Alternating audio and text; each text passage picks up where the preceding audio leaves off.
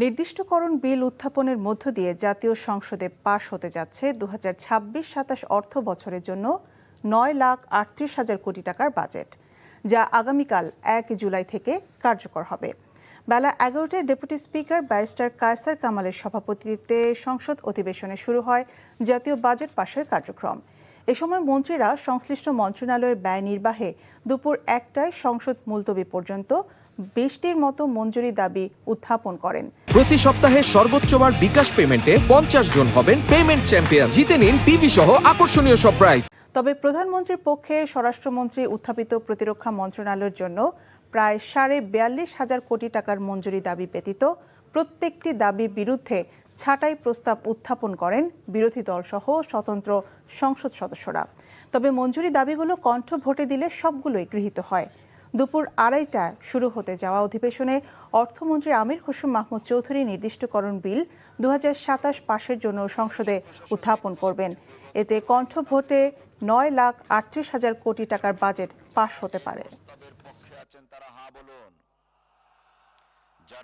প্রতি সপ্তাহে সর্বোচ্চবার বিকাশ পেমেন্টে 50 জন হবেন পেমেন্ট চ্যাম্পিয়ন। জিতে নিন টিভি সহ আকর্ষণীয় সব প্রাইজ। আর্থিক প্রতিষ্ঠান বিভাগ খাতে 2027 সালের 30 জুন তারিখে সমাপ্য অর্থ বছরের প্রয়োজনীয় সাকুল্য পরিচালন উন্নয়ন ব্যয় নির্বাহকল্পে মহামান্য রাষ্ট্রপতিকে অনধিক 3,566 কোটি 23 লক্ষ টাকা মঞ্জুর করা হোক। স্বরাষ্ট্রমন্ত্রী যখন বক্তব্য দেন সারা দেশ মুগ্ধ হয়ে শুনে।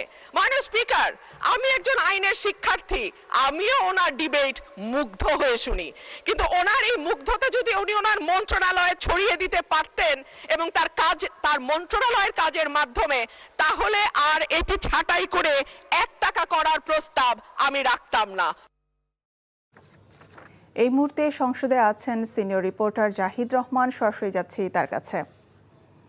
জাহিদ, বাজেট পাশ নিয়ে আপনার কাছে এই মুহূর্তে আর কি তথ্য আছে আমাদের জানাবেন। ইতিমধ্যেই আপনি জানেন যে চলতি অর্থ বছর অর্থাৎ আগামীকাল থেকে যেটি শুরু হচ্ছে 26-27 অর্থ বছরের বাজেট, সেটি ইতিমধ্যেই সংসদের শেষ প্রক্রিয়ায় রয়েছে, অর্থাৎ বাজেট পাশ হওয়ার হয়তো আমরা কিছুক্ষণ আগ মুহূর্তে দাঁড়িয়ে আছি। এবং আপনি জানেন যে এই মুহূর্তে মধ্যাহ্ন বিরতি চলছে এবং তারপরেই বাজেটটি শুরু হবে আবার অধিবেশনটি, এবং সেই অধিবেশনে যে প্রস্তাবগুলো রয়েছে ছাঁটাই সহ, এবং আপনি জানেন যে এই যে বাজেটে যে উত্থাপিত হয়েছিল সেখানে যেটা ব্যক্তি কর আয়ের সীমা যেটি রাখা হয়েছিল 3.5 লাখ থেকে 3,75,000, সেটি আরও 25,000 টাকা বৃদ্ধি করা হয়েছে, অর্থাৎ ব্যক্তিগত করের আয়ের যে 4 লাখ সেটি সীমা নির্ধারণ করা হয়েছে।